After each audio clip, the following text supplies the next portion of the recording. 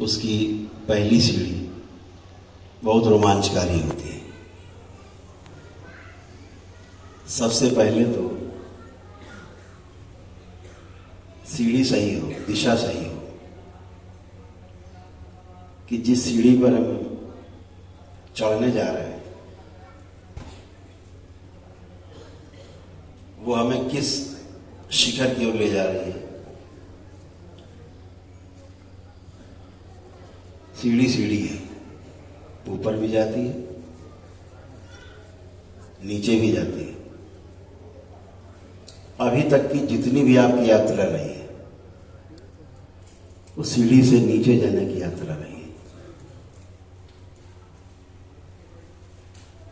मंत्र दीक्षा का पड़ाव पूर्ण होने के बाद, उसका दशांश सिद्ध होने के बाद आज पहली बार आपकी कुंडलिनी जो है वो ऊर्ध्वगामी हुई है।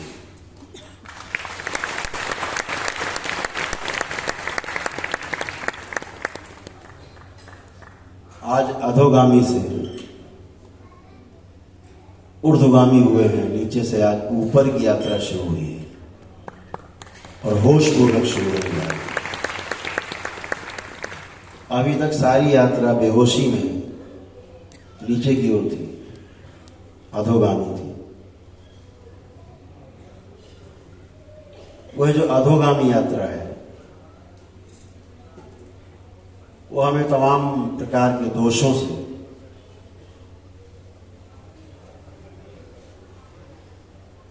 लपेट के रखती है। हम उससे चाह के भी नहीं छूट पाते। अगर परम पूजनी बाबा जी जैसा पूर्ण गुरु नहीं प्राप्त है इस पृथ्वी पे तो यात्रा तो होती रहती है। आप इस खुशफहमी में रहते हैं, यार हम तो यात्रा कर रहे हैं, लेकिन किधर की कर रहे हैं ये पता नहीं होता है, और असल में आप नीचे की ओर यात्रा कर रहे होते हैं। जब पूर्ण गुरु मिलता है, एक सच्चा मार्ग दर्शक, एक पथ प्रदर्शक, परम पूजनी बाबा जी जैसा, जिनसे आज आपको तंत्र की दीक्षा मिलने जा रही है, तभी आप ऊपर की ओर गति करते हो, ऊर्ध्वगामी होते हो और पार जाने की यात्रा करते हो। तंत्र जो है, शब्द का अर्थ बहुत गहरा है। इसको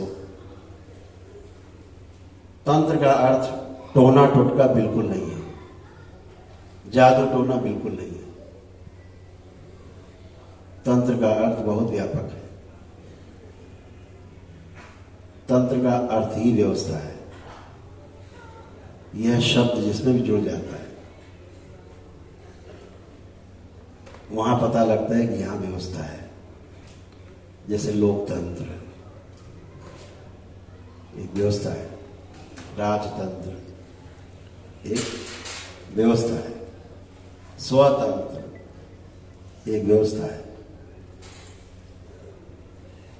तो जितना भी तंत्र है व्यवस्था का द्योतक है,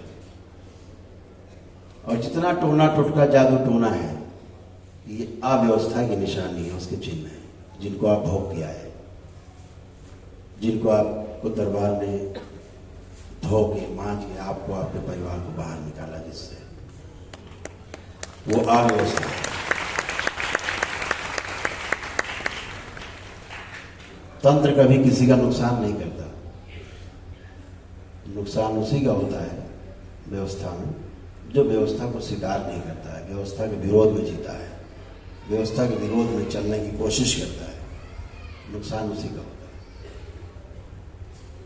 नदी की धारा में धारा के साथ बहने का जो मजा है वो तंत्र में जीने जैसा है, अपने को छोड़ दिया।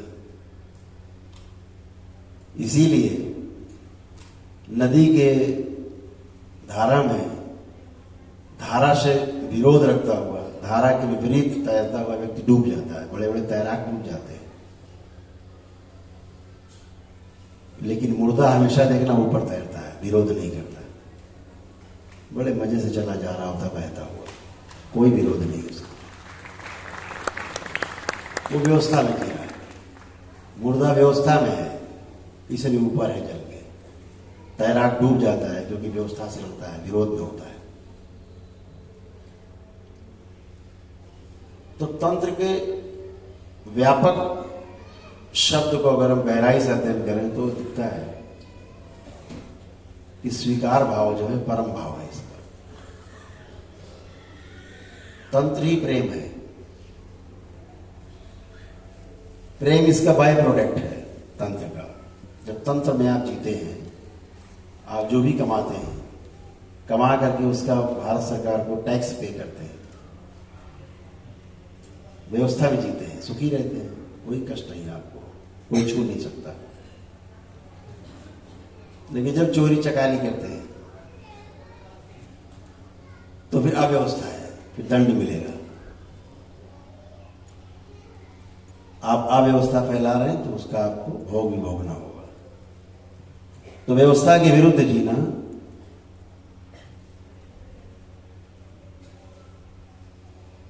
संकट को दावत देने जैसा है। इसीलिए टोना टोटका जादू टोना करने वाले लोग भी और करवाने वाले लोग भी कुत्ते की मौत मरते हैं। अपना ये भी और वो भी दोनों जीवन नष्ट कर लेते हैं, लौकिक पारलौकिक दोनों ही नष्ट। बचना है, और उसको आपने भोगा है सबने, उस कष्ट को आप और बेहतर जानते हैं। आपसे अच्छा अनुभव किसी को नहीं है जो तंत्र दीक्षा लेने लोग जाते हैं। बहुत अनुभव आपके पास है।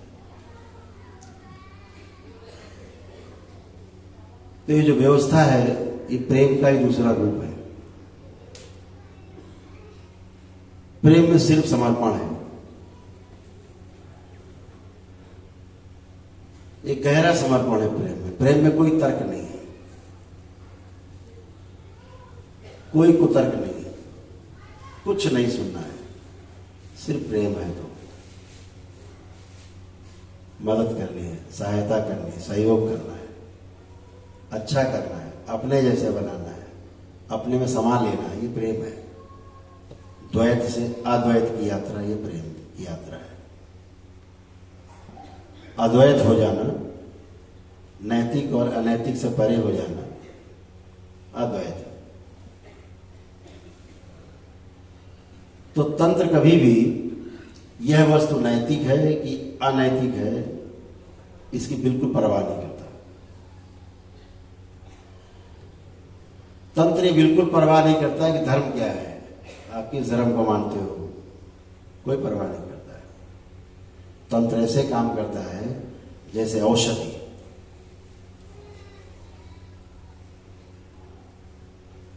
औषधि नहीं देखती कि आप हिंदू हैं कि मुसलमान हैं, कि आप सिख हैं कि पारसी हैं, कि जैन हैं कि ईसाई हैं, सिर्फ मानो है इतना देखती है। आप खाते हो, आपको लाभ होता है। तंत्र बिल्कुल इसी तरह से, उसका कोई अर्थ नहीं कि आप हिंदू हैं, मुसलमान हैं, कि किस जाति से हैं, किस धर्म से हैं, आप किसको मानते हैं, किसको नहीं मानते, इससे कोई अर्थ नहीं इसका। तंत्र औषधि की तरह काम करता है। आप देखते हो आपके दरबार में लगभग सभी धर्म के लोग आते हैं।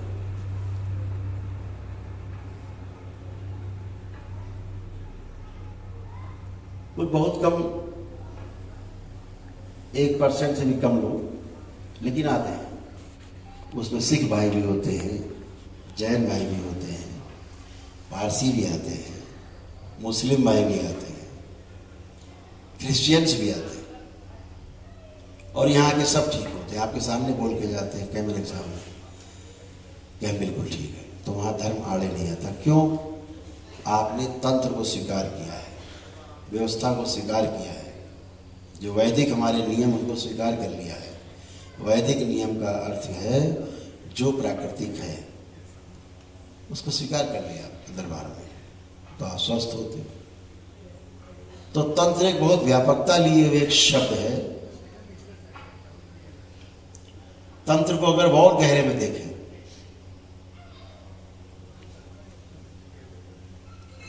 तो तंत्र सिर्फ ये परवाह करता है कि कैसे होगा, करना है, बस लक्ष्य प्राप्ति करनी। कैसे भी हो आपको स्वस्थ करना है, अच्छा करना है, किसी भी तरह से।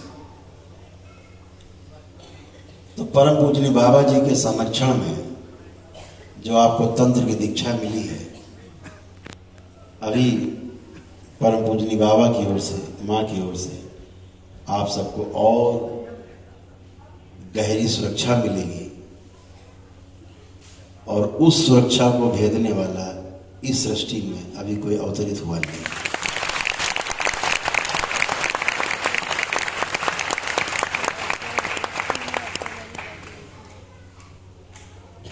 बहुत ही अद्भुत है। अभी ये पहला चरण है तंत्र का, जिसके 21 सोपान हैं, 21 सीढ़ियां हैं। ये आपकी पहली सीढ़ी है तंत्र में प्रवेश करने की, और बड़ी अद्भुत है। इसी में आपको बहुत अद्भुत अद्भुत आपको अनुभव होंगे, बहुत अनुभव होंगे, जबरदस्त अनुभव होंगे। बहुत आनंद आने वाला है आपकी साधना में आपको।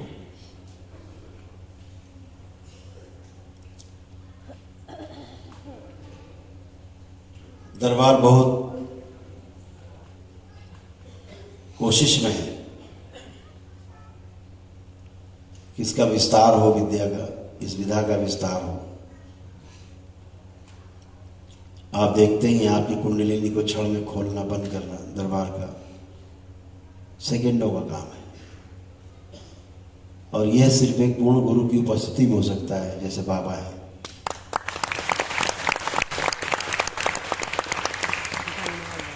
आपकी अरबों खरबों स्मृतियां जो है वो नष्ट की जाती हैं।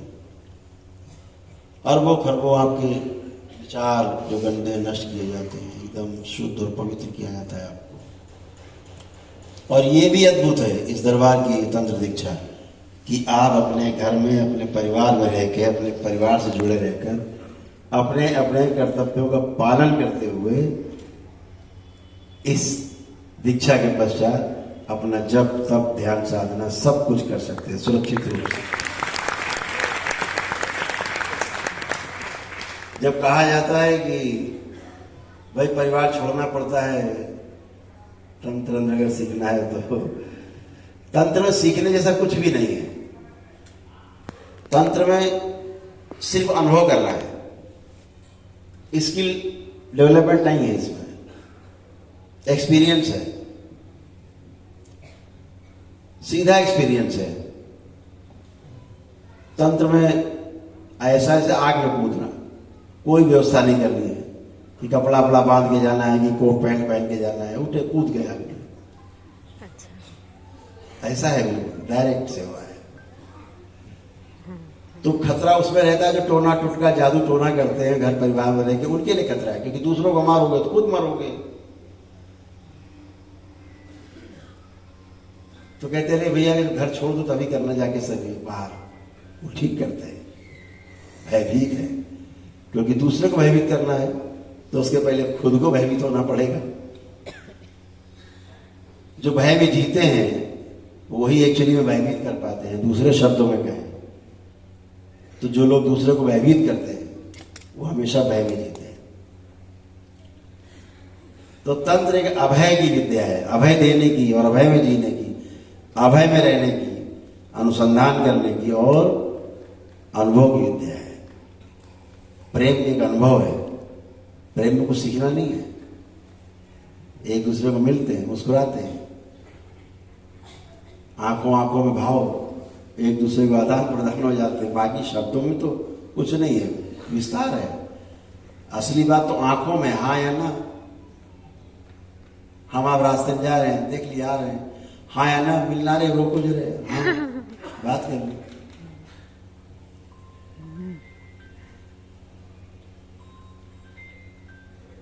तो अब बात कर ली,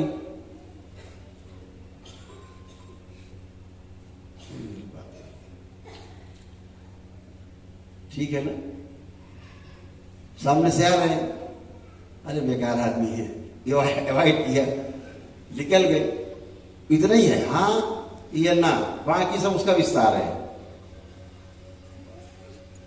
तो जो हाँ या ना है, तो तंत्र में हमेशा हाँ है, प्रेम है, प्रेम का विस्तार है। तो दो ही शब्द है, हाँ या ना, बाकी सब शब्दों का मकड़ जाल है। इसके बाद बैठ के घंटों बात करते रहो आप। तो एक व्यवस्था है, व्यवस्था में जीना, प्रेम में जीना है। प्रेम में जीना मतलब अनुभव है, और अनुभव ही प्रमाण है। जैसे दरबार आपको, जब आप शुरू में जुड़े आप लोग, तो दरबार आपको एक प्रत्येक चीज का प्रमाण देता है, हर चीज का। बिना प्रमाण के दरबार बात ही नहीं करता। आप ये किया, आपको तुरंत प्रमाण मिला, हमने ये किया कर दो, ये मिला, हो गया। इतना अद्भुत दरबार कहाँ पृथ्वी में जहां प्रमाण मिलते हो सामने तुरंत, सेकेंड में। तो तंत्र जो है प्रमाण के रूप में है, क्योंकि उसमें अनुभव है, क्योंकि उसमें प्रेम है, क्योंकि वो व्यवस्था है। और व्यवस्था में जीना ही धर्म है, व्यवस्था ही धर्म है। धर्म क्या है? सूरज समय पे निकलता है, उसका धर्म है गर्मी देना। झरने बह रहे हैं, उनका धर्म है जीवन के रूप में पूरी सृष्टि में प्रवाहित होना। वायु का भी धर्म है, स्पर्श ठंडा करे, टच करे, सबके अपने अपने धर्म। तो ये जो धर्म है, ये व्यवस्था का रूप है। हमेशा आपको ध्यान रखना है, हम आपको थोड़ा सा आगाह भी करना चाहें कि कभी भी, जब भी आप कुछ भी सोचते हो, बहुत ध्यान से सुनना, आपके लिए बहुत शुरुआती कड़ी की बात है। इसको पकड़ लेंगे तो फिर चले जाएंगे तैरते हो। जैसा आप सोचते हो तो बहुत ही अद्भुत है, आसपास वैसे ही व्यवस्था अपने आप बनना शुरू हो जाती है।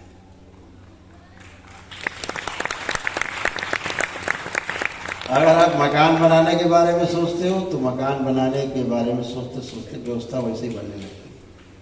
पहले जमीन खरीदना किसी तरह से, फिर किसी तरह से थोड़ा थोड़ा बनाते गए, फिर मकान बन गया, फिर लिप पुत गया, फिर घर में प्रवेश कर गए। तो चाहे आप सृजन की ओर जाएं, चाहे विध्वंस की ओर जाएं, इसमें सृष्टि आपको बिल्कुल रोकती नहीं। आप स्वतंत्र है कि मनुष्य जो है एक ऐसा प्राणी है पृथ्वी पे जिसके पास कर्म की स्वतंत्रता है।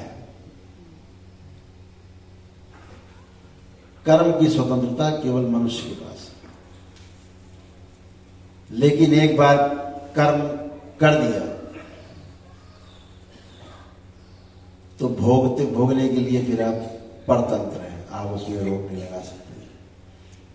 करने तक आपके पास, आपके हाथ में है। वहां तक, पहला कदम उठने तक उठा दिया, अब भोग तय हो गया।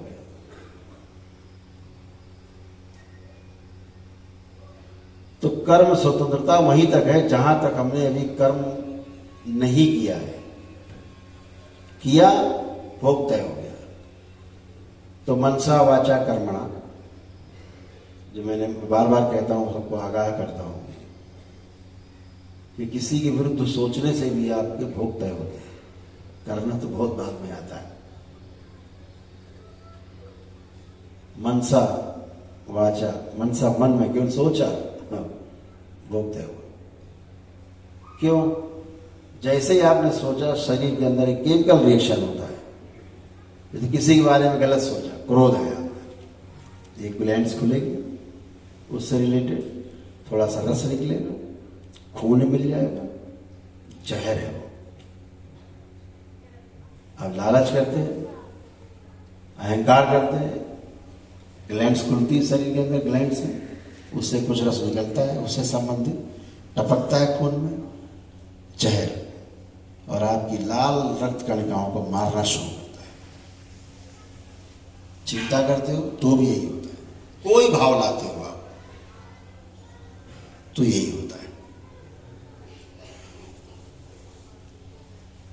इसी प्रकार जब विश्वास करते हो आप, आस्था करते हो दरबार में किसी भी के प्रति, आपकी आस्था, आपका विश्वास, तो एक अनेक प्रकार की ग्रंथियां में वो ग्लैंड्स खुलती जो से रिलेटेड उस भाव से, और वो टपकती हैं आपके खून में, मिलती हैं, तो आपको आनंद का अनुभव होता है।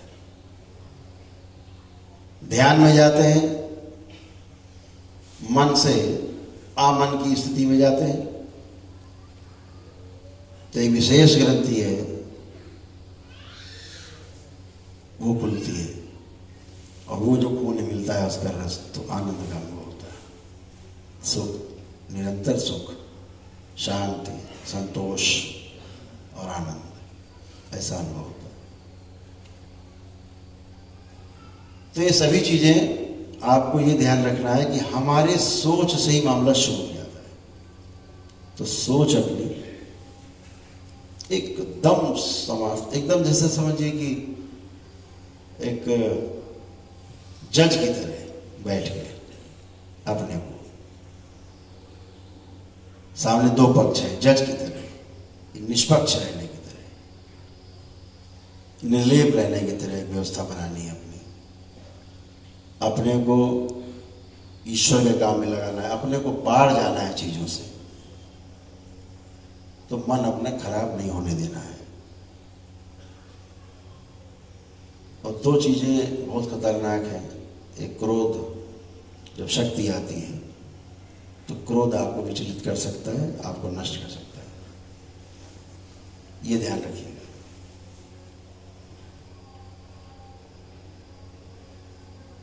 अहंकार आपको नष्ट कर सकता है, आपकी शक्ति को छीन कर सकता है, क्योंकि आप प्रयोग कर दोगे। शक्ति को संचय करना है, और यह शक्ति जो आप में संचित होती जाएगी, ये आपके नए नए द्वार खोलती जाएगी। ऐसे ऐसे द्वार खोलेंगे जिनके बारे में आपने कभी अभी कल्पना ही नहीं की है।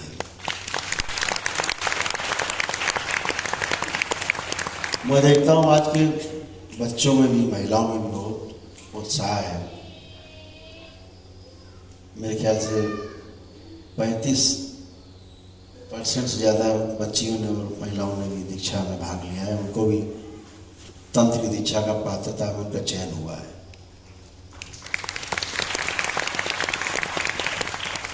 ये बहुत ही अद्भुत है। तंत्र की दीक्षा में ऐसा पहली बार हो रहा है कि जो महिलाएं, बच्चियां और नौयुवक बढ़ चढ़ के भाग ले रहे हैं।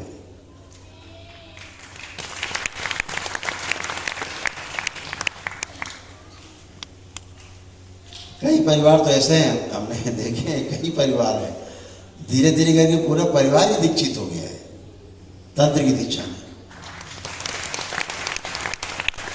पहले मंत्र की दीक्षा में रहे, अब वो धीरे धीरे करके पूरी तंत्र की दीक्षा में पूरा परिवार दीक्षित हो। हमने ये तो बहुत ही अद्भुत है। तो हमेशा जो सोच विचार है उस पर ध्यान अपना रखना है। जीवन है एक, जीवन 5 चीजें हैं जीवन में, जिसे हम कहते हैं आत्मा, बुद्धि, चित्त, वृत्ति और मन। जब हम कहते हैं ध्यान करो, तो ध्यान की जो सरल विधि, आंखें बंद करते हैं, अपनी भ्रुकुटी पे, अपने आज्ञा चक्र पे जब ध्यान अपना मस्तक के बीचों बीच, दोनों भवों के बीच में स्थिर करते हैं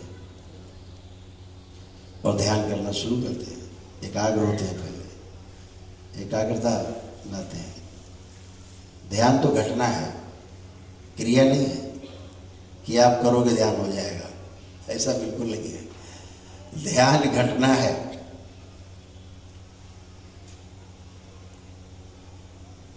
ध्यान के लिए तैयार होना क्रिया है। मेडिटेशन ध्यान नहीं है, एकाग्रता है।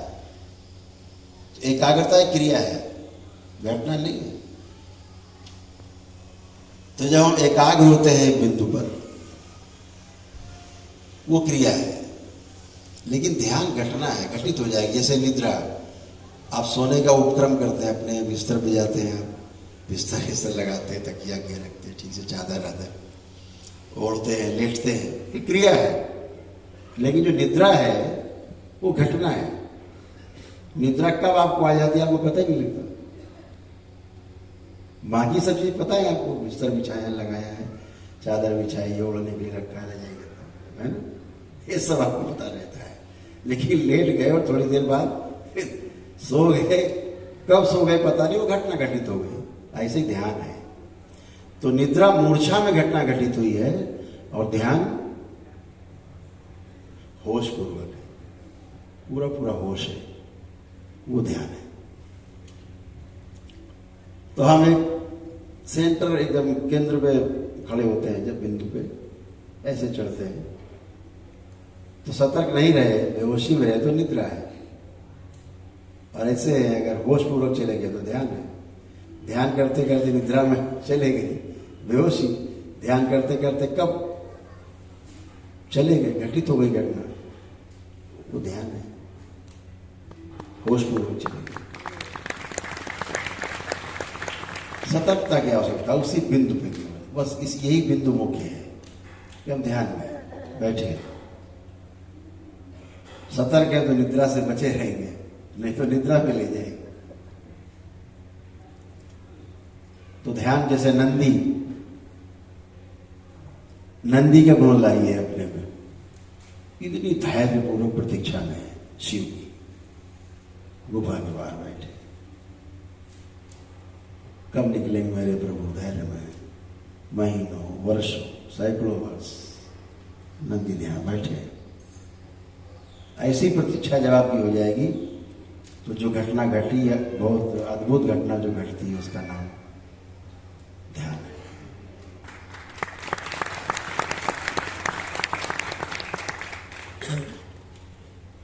तो ध्यान से दो वस्तु है, एक ध्यान करना और एक ध्यान देना। तो पहली जो क्रिया हो रही है वो ध्यान दे रहे हैं, ध्यान दे रहे हैं। जैसे कोई चीज ध्यान से पढ़ लिख रहे हैं, वो भी ध्यान ही है। तो ध्यान करना तो अपने लिए, ध्यान देते हैं कब, जब दूसरों के साथ जीते हैं तो ध्यान देना पड़ता है। जब केवल अपने लिए जीते हैं तो ध्यान करना पड़ता है। और दोनों प्रकार के ध्यान बहुत अद्भुत है। अगर दोनों में सतर्कता बनी रहे, होशपूर्वक ध्यान दें और होशपूर्वक ध्यान करें, तो अद्भुत है, लाइफ बदल जाती, पूरा गेस्टाल्ट चलना जाता है। जब आप अमन की स्थिति में होते हैं, जब आप ध्यान की स्थिति में होते हैं, जब आप साधना कर रहे होते हैं, जब आपके पास तमाम विचार नहीं होते हैं, ज्यादा समय एकाग्र रहते हैं, तो एक ऐसी ग्रंथि खुलती है, तालू के पास अंदर है, उससे एक रस टपकता है, टप टप, खून मिल जाता है, वो आनंद है। कबीरदास ने उसके बारे में कहा, बड़ा अद्भुत लिखा। जैसे वो स्कूल के पढ़े लिखे तो नहीं थे, लेकिन कड़े तो थे। तो उन्होंने कहा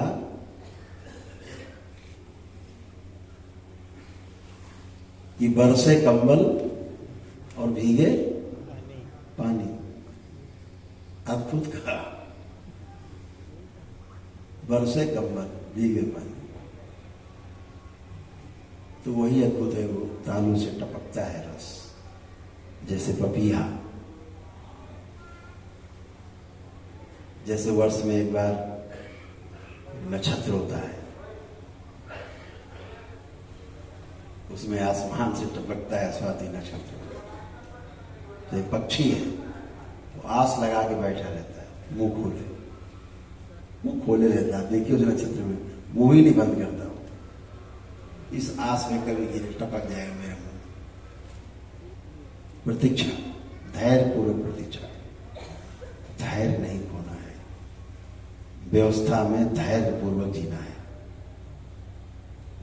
और ये ध्यान रखिएगा, नंदी ऐसा धैर्य अगर आप में आ गया तो पता है आपको, पूरे शिव परिवार में शिव को नंदी सबसे प्रिय है।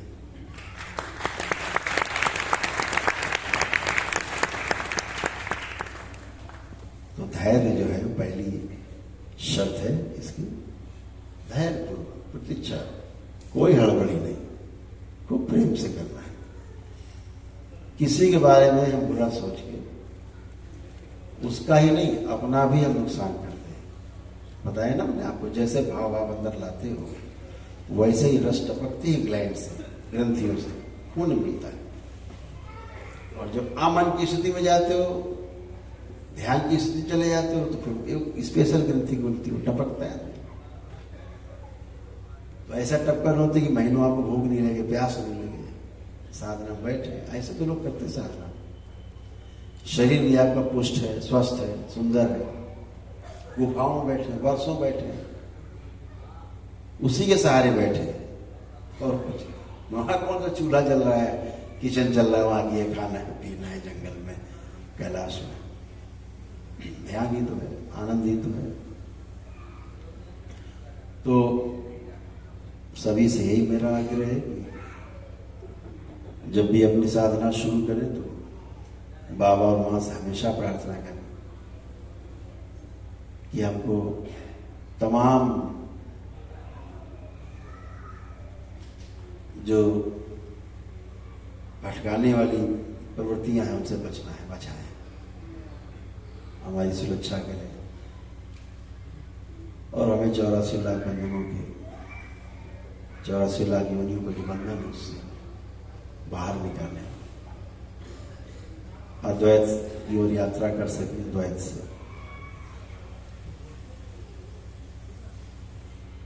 तो बहुत सरल है।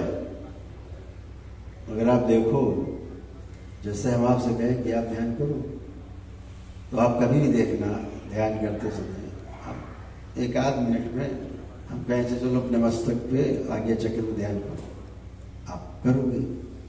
ये आपने कहा चलो अपने मूलाधार पे ध्यान लगाओ, तो आप जहां भी ध्यान लगाते हो, आपने ध्यान लगाया, क्या घटना घटेगी, आप टेक ऑफ कर जाते हो,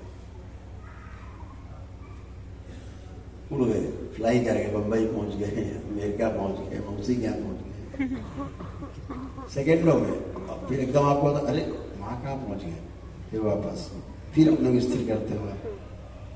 ऐसे आप 10, 20, 50 बार, 100 बार पूरे ध्यान के समय करते रहते हो। धीरे धीरे फिर 100 बार होता तो 70 बार होने लगेगा, धीरे 50 बार होने लगेगा, फिर 40 बार होगा भटकाओ, 20 बार भटका होगा, 10 बार भटका होगा, एक आध बार 2 बार होगा, ऐसे धीरे धीरे अनुभव होता है आपका। अब आप अगर इसको ध्यान से देखो कि मन तो एक ही है और वो चला गया कहीं बंबई, ध्यान करते करते, तो ये किसने देखा कि बंबई चला गया हो? आपके अंदर से वो कौन देखता है कि अरे वहां कहां पहुंच गए, वापस आओ। तो हमेशा ध्यान रखो, आपका जो मन है, मन के ऊपर जो चौकीदार है, जो दृष्टि है जिसकी, उस दृष्टि का नाम है वृत्ति। वृत्ति आपको जो है चौकीदारी करती रहती, क्या कर रहे हो बेटा, देख रहे हैं, ठीक। और जो वृत्ति में जो विश्लेषण और तुलन की क्रिया होती है, मन में तो चयन और आस्वादन की क्रिया होती है, टेस्टिंग और सेलेक्टिंग। लेकिन जो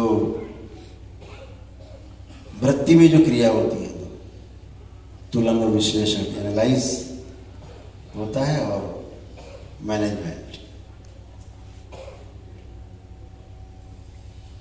तो जो तुलन विश्लेषण होता है, उस क्रिया पे वृत्ति के ऊपर जो दृष्टि होती है, वो चित्त की होती है। चित्त उसके ऊपर दृष्टि बना के बैठता है। वृत्ति तुम गड़बड़ कर रही हो तो उसके ऊपर चित्त।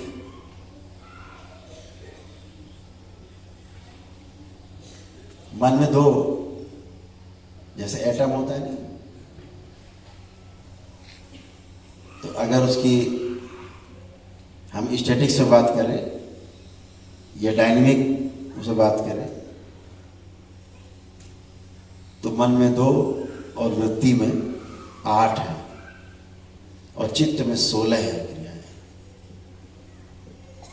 16 प्रत्यावर्तन और 16 परावर्तन, ऐसे 32 जो है स्थिति और गति है, स्टैटिक्स और डायनेमिक। और जब चित्त कुछ गड़बड़ करता है तो उस पर जो है जो दृष्टि रहती है वो बुद्धि की रहती है, बुद्धि दृष्टि रखती है। अच्छा तुम गड़बड़ कर रहे हो, स्मृति इधर उधर भटका रही, बुद्धि कहता है नहीं ऐसा नहीं करो, ऐसे। स्मृति कह रही है इसने हमको मारा था, इसको मारना है। बुद्धि कह रही नहीं नहीं मारना नहीं, बंद हो जाओगे, पुलिस पकड़ ले जाएगी, मुकदमा हो जाएगा। तो बुद्धि पीछे से ऊपर उसके नहीं नहीं ऐसे मत करना। स्मृति अपना काम कर रही है, इससे ये मांगा जाए, बुद्धि करना नहीं ना, सम्मान गिरेगा, नहीं मांगना नहीं, छोड़ो उसको। तो आपकी जो चित्त है उस चित्त में 32 क्रियाएं हो रही हैं। 16 प्रत्यावर्तन, 16 उसका परावर्तन, 16 जो है उसकी स्थिति है और 16 उसकी गति है। ये स्मृति बनती है ना, तो श्रुति से आप सुन रहे हो ना, तो सुन रहे हो आप, आपकी स्मृति में जा रहा है, आपकी स्मृति बनती जा रही है। तो जो स्मृति बन रही है श्रुति के कारण, तो श्रुति जो है और स्मृति एक गति है, दूसरी स्थिति है। तो ऐसे ही फिर बुद्धि का जो नियंत्रण और उसका जो दृष्टि है वो चित्त में बनी रहती है, चित्त नियंत्रित रहता है अगर बुद्धि ठीक है। अब बुद्धि गड़बड़ हो गई, गड़बड़ करती है तो उसके ऊपर आत्मा, उसका प्रभाव रहता है। बुद्धि कहती है ऐसा नहीं, ऐसा करके ऐसा कर लेते हैं, आत्मा कहती है ठीक काम नहीं है यार, इससे भोग बढ़ेगा। बुद्धि कहती देखा जाएगा एक भोग, एक भोग सही। आत्मा फिर कहती है अरे यार ऐसे नहीं, छोड़ो हटाओ, माफ करो, क्योंकि आत्मा का स्वभाव है प्रेम, आत्मा का स्वभाव है अनुभव। तो वो बार बार बुद्धि को कहता है नहीं ठीक नहीं है। एक बड़े बुजुर्ग की तरह अरे अरे छोड़ो हटाओ, क्षमा बड़ा उनको चाहिए। तो ऐसे करके सभी का एक दूसरे के ऊपर, तो जब मन आपका इधर उधर भागता है तो जो वृत्ति आपकी है वो पकड़ती देखती है किधर गया, तो कहते हैं हाँ गलत गए, फिर वापस। ये वृत्ति के कारण होता है, वृत्ति की दृष्टि होती है। वृत्ति के ऊपर चित्त की दृष्टि है, चित्त के ऊपर बुद्धि की दृष्टि है, बुद्धि के ऊपर आत्मा की दृष्टि है। तो बहुत अनुभव आपको होंगे जब आप साधना में उतर ही गए कि आप तो सर ओखली में दे ही दिया है।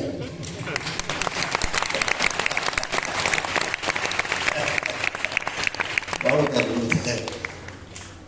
और कवच ऐसे लगे हुए ना कि शेर दिखे ना, शेर सामने यार शेर आ गया, तो दिखेगा, तमाम चीजें दिखेगा। तो ऐसे लगे हैं, कांच दिख तो रहा है लेकिन शेर क्या, उसके पिताजी भी कांच को नहीं तोड़ सकते। ये हमारे सब पर आप बैठे हंसते रहो, अंदर से वो बाहर सर पटकता रहेगा, कुछ नहीं कर सकते। ऐसे इसे कवच कहते हैं। ऐसा कवच बाबा आपको अभी प्रदान करेंगे, आप सबको, सभी को आपको सुरक्षित करेंगे। तो बातें तो बहुत करना चाहते हैं, 4 घंटा बतियाना चाहते हैं, लेकिन क्या करें, मर्यादा है समय की, आपको भी तमाम काम है। तो अभी दीक्षा का कार्यक्रम आगे बढ़ाते हैं। सभी लोग आंखें बंद करेंगे।